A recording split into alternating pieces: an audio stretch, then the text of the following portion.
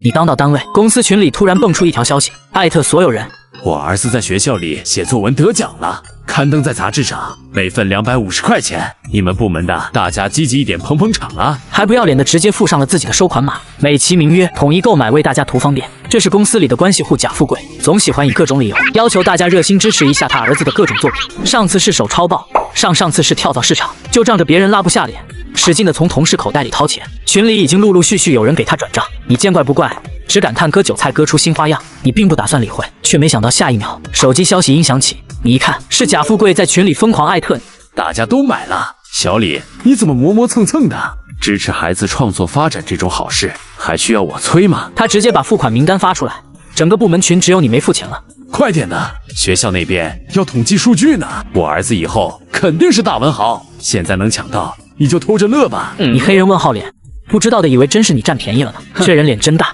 我买不买好像是我的自由吧。在迷惑和感叹中，你这样回，他直接甩了一个炸弹的表情，很明显恼羞成怒了。你交不交？我给你机会买，是给你脸。别忘了，我可以让堂弟开除你。你一个整天穿的人模狗样的，这点钱都舍不得，大家都来看看。这种人就是抠门又自私，和他合作的小心，他要钱不要情面啊！因为是关系户，他最开始做事虽然嚣张，但是还算有收敛，结果现在胃口越来越大了。看来是之前的同事把他惯得无法无天，已经无法容忍别人忤逆他。之前有一次国庆节假期，他借着给老板送国庆贺礼的名义，收了大家每人500块礼金。还有之前一次他儿子升学，他公然在群里发起群付款，表示反正大家到时候忙工作，肯定没时间过去，但是也是要交礼金的。没有人敢提出质疑。之前有个实习生，因为还没毕业，不愿意交钱，他直接让关系把实习生开了，连实习证明都不给发，导致那段时间公司招人特别困难。找工作的实习生都知道公司里有这么个吸血鬼，现在又冒出他儿子那个什么校园杂志，不知道的你都要怀疑他是老板的伥鬼，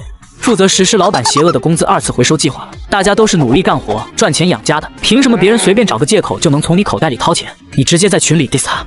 哎呦，贾哥，我看你一天到晚就盯着同事口袋里的钱了，但是真不巧，我要还房贷。既然你平时那么热心肠，又支持组织大家送礼，又支持儿子买杂志的，不如帮我把房贷交了。你听到有人在工位上直接笑出声，果不其然，贾富贵立刻原形毕露。你自己的房贷凭什么我帮你交？你嗤笑一声，那你儿子在学校的事凭什么找大家买单？你愿意支持你自己买呗？还是说其实你儿子不是你的种，其实是我们的，我付了钱是不是他就喊我爸了？贾富贵明显被气狠了。他的办公室里传来拍桌子的声音，你邻座的同事既佩服又担心你，但是也有其他部门的员工站出来支持你。本来就是一天到晚屁大的事情都要伸手要钱，你这孩子还能不能养？不能养捐了。贾富贵觉得自己被下了面子，急吼吼发了条语音。我们部门内部的事儿，其他部门的你瞎吵吵什么？造反吗？原本吃瓜的人瞬间潜水了。贾富贵继续在群里艾特你，你到底买不买？你面无表情看了一眼。新中国没有奴隶，不买。贾富贵突然转变了画风。小李，看在是同事，抬头不见低头见的。今天你只要把钱交了，我就既往不咎。因为不想浪费时间在口水仗上了，你有些犹豫。这时你收到了同一个办公室小王的信息，赶紧交吧，贾富贵堂弟就是老板，惹恼了他，让你吃不了兜着走。你眼睛一亮，赶紧让同事小王放心。当初你来这个公司工作的时候，就准备好了应对所有情况，现在这个时间点卡得很好，所以你根本不怕事。你赶紧回复，那你就吧，反正我不处你，我就不交。贾富贵气急败坏，你给我等着。好啊，我等着。你回了最后一条消息就投入了自己的工作当中，因为今天的发现你要整理的东西更多了一点。中午午休的时候，贾富贵直接来到你桌子前，让你去他办公室。周围的同事有的担心，有的幸灾乐祸，更多的事不关己，高高挂起。你来到办公室沙发坐下，贾富贵原本想给你个下马威，让你站着讲话，结果转头看见你不仅坐下了，还给自己泡了茶。小李啊，你还是太年轻了，不懂事儿。我让你交钱，你应该感谢我，我给你提供了一个和上级拉近关系的渠道啊。你想啊，这种事别人交250，你交350，是不是就会给我留下印象？那我是不是就会在老板面前多给你美言几句？那你是不是就离升职更近？你说是不是？年轻人，这职场的人情世故你得懂啊。你主打一个死猪不怕开水烫。哎呦，这么说我还得感谢你喽。贾富贵听得出你的阴阳怪气，假装不知。那不是，你就说想不想晋升嘛？我可听说马上选分区负责人了，到时候等总部下来人视察，我一定让表弟给你美言几句。你口袋里的手动了动，笑眯眯开口，那等我升职了再说，到时候再买你儿子的杂志好吧？买10份。贾富贵表情瞬间僵了。我告诉你，你别给脸不要脸，你信不信我立刻让你收拾收拾滚蛋？你摊摊手，一脸无所谓。哟，我好怕啊！哈哈，你有本事就让我滚蛋啊！无故开除员工可是要给巨额补偿金的，我等着你给我送钱哦！你转身推门出去，笑死，真当我傻瓜啊？画饼谁不会，我也会，呵呵。贾富贵又开始作妖了。开除正式员工不容易，但是他可以给你穿小鞋。这不，你刚回到工位没多久，公司的破公告就来了。即日起，公司内部办公用品申领流程更加规范化，所有申领需经部门负责人贾富贵同志审批后方可至行政部领取。里不要逼逼赖赖。小李，你来一下我办公室。你上个月申领的笔和笔记本超标了，按照新规定，超标部分需要从你工资里扣。另外，跟你确认一下损耗情况。你心里冷笑，这报复来的可真快。谁不知道公司办公用品管得松，大家随用随拿，根本不存在超标一说。你走到他办公室，他正拿着你上个月的领用记录，趾高气扬。小李啊，不是我说你，年轻人要懂得节约。你看你一个月领了5支笔，3个笔记本，这像话吗？贾富贵小人得志坐在椅子上，随手将材料扔你脸上。这多出来的，要么你承认私自挪用公司资源，接受公司处分，要么你就给我买100份。我儿子的杂志把我唬开心了。你抬手挡住他扔过来的材料，贾富贵还在继续。给我跪在地上，把东西捡起来。你什么东西？敢在大家面前下我面子？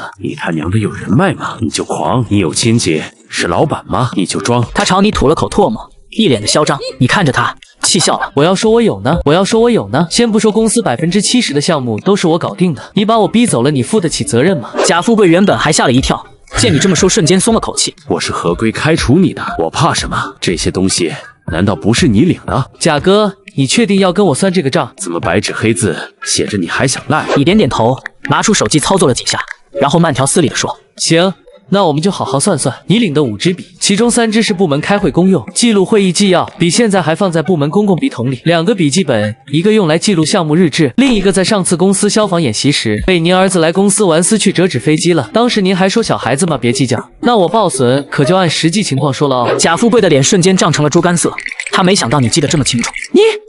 你胡说八道！你晃了晃手机，巧了，我当时觉得您儿子折的飞机挺有创意，还拍了张照片留念。至于会议用笔，监控应该也能查到吧？要不我们一起去保安室看看？贾富贵气得胸口起伏，挥挥手，滚滚滚！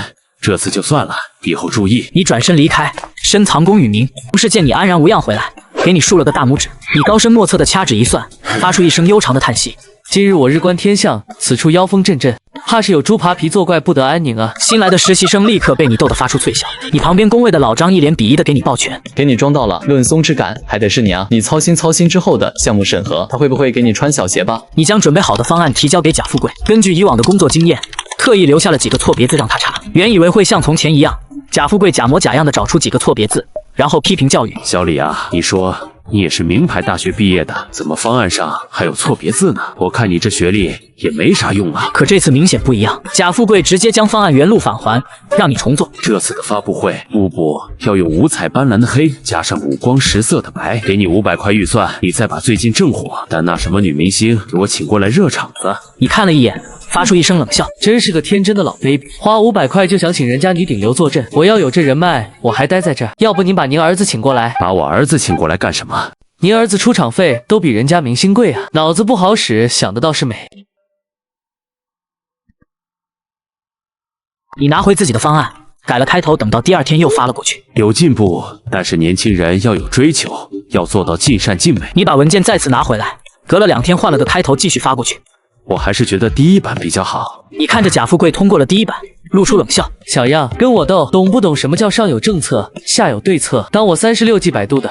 你将第1版通过邮件发给了他，并抄送了直属领导。下午，领导召集开会讨论这个方案。会议上，贾富贵侃侃而谈，拿着你方案的打印稿，指着上面的核心思路和数据，说得唾沫横飞，仿佛这一切都是他的杰作。领导听得频频点头。等到让你补充细节时，你刚开口说了2句关于数据来源的顾虑，贾富贵立刻打断。小李提到的这个问题嘛，我早就考虑到了，已经有了初步解决方案。年轻人能发现问题很好，但更要学会解决问题。这个先放一放，我们接着看我后面的规划。你默默闭上嘴，看着他在那里表演。等到会议结束，领导最后说：富贵啊，这个方案整体思路不错，但还有些细节需要打磨，尤其是小李提到的数据问题，你牵头处理一下，周5前给我最终版。贾富贵满口答应。领导放心，包在我身上。散会后，他把你叫到一边，板着脸。刚才会上我给你留面子了。那个数据问题，你赶紧想办法搞定，别拖我后腿。周五之前必须弄好。你看着他，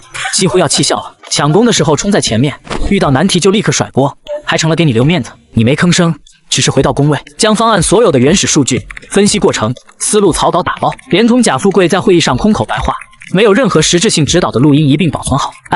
你无比渴望现在就有一张中了几百万的彩票砸在你脸上。然而风悄悄带走牛马的生肖。周四，眼看着截止日期要到了，那个数据问题确实有点棘手。你凭借自己的专业能力已经找到了解决方案，但故意没汇报。贾富贵坐不住了，开始在办公室里指桑骂槐。有些人啊，能力不行，态度还有问题，交给他的工作完不成，是想让整个部门跟着丢脸吗？我看就是自私自利，没有团队精神。他声音很大，整个部门都听得见。几个知道内情的同事向你投来同情的目光，但没人敢说话。作为职场老油条，你会怕他？你非常清楚，贾富贵不过是在通过公开贬低和施加舆论压力，逼迫你就范来掩盖自身管理的无能。这种套路就以为能让你就范，真是 big 胆！真以为牛马出走半生，归来还是实习生啊？你依旧稳坐钓鱼台，整理着另一份材料。周五早上，领导来催方案，贾富贵抢先一步钻进领导办公室。10分钟后，你被叫了进去，领导脸色不太好看。小李，我听富贵说，方案卡在你负责的数据部分了，而且你工作态度有些消极。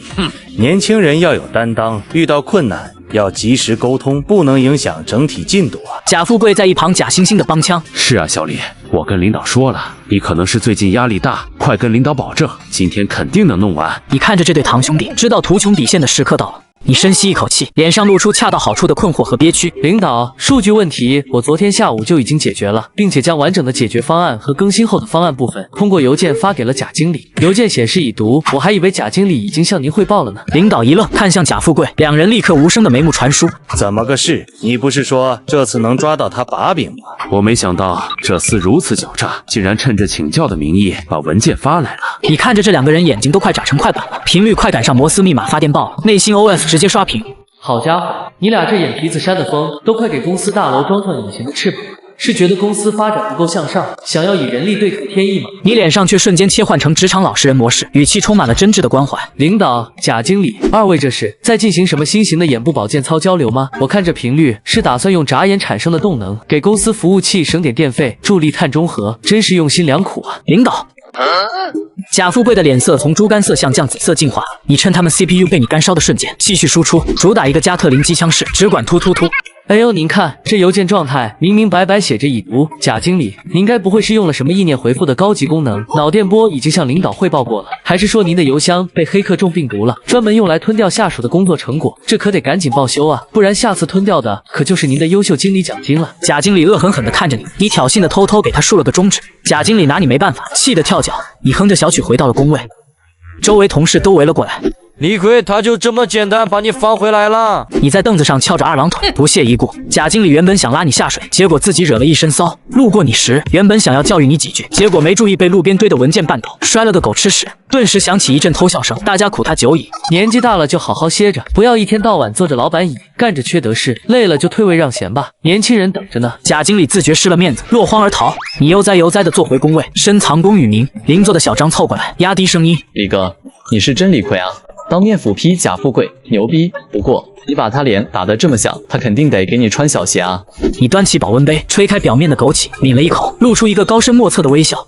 怕啥？他那些招数翻来覆去不就那几样？不是从考勤里抠我的米，就是往报销单上泼我的脏水，都是千年的狐狸，跟我玩什么聊斋啊？果然，下午的部门周会上，贾富贵重整旗鼓，试图找回场子。他清了清嗓子，摆出严肃面孔。最近啊，我发现部分同事纪律意识淡薄，尤其是考勤方面。以后所有人工卡必须精确到秒，迟到1秒也算迟到，早退想都别想。公司给你们发工资是让你们来创造价值的，不是让你们来养老的。他说话时，眼神若有似无的往你这边瞟，你内心毫无波澜，甚至有点想笑。哟，这就开始了。精确到秒，您这是管理公司呢，还是主持奥运会100米飞人大战？你没吭声，默默掏出手机，点开某个 PP， 开始记录。贾富贵见你没反应，以为你怕了，更加得意，又抛出一招。还有报销流程也要进一步规范，所有发票必须附上详细的、手写的、不少于50字的说明，阐述消费的必要性和与项目的关联性。财务那边我会去沟通，不符合要求的一律打回。底下顿时响起一片细微的哀嚎。这规定一出，意味着大家以后报销一顿几10块的加班餐费，还得先写篇小作文，论证一下这碗兰州拉面是如何支撑我为公司燃烧到深夜。贾富贵满意的看着大家的反应，最后目光锁定你，带着挑衅。小李，你是业务骨干，要给大家做好表率啊！别在这些小事上栽跟头，影响了你未来的发展。你终于抬起头，脸上挂着人畜无害的笑容，晃了晃手机。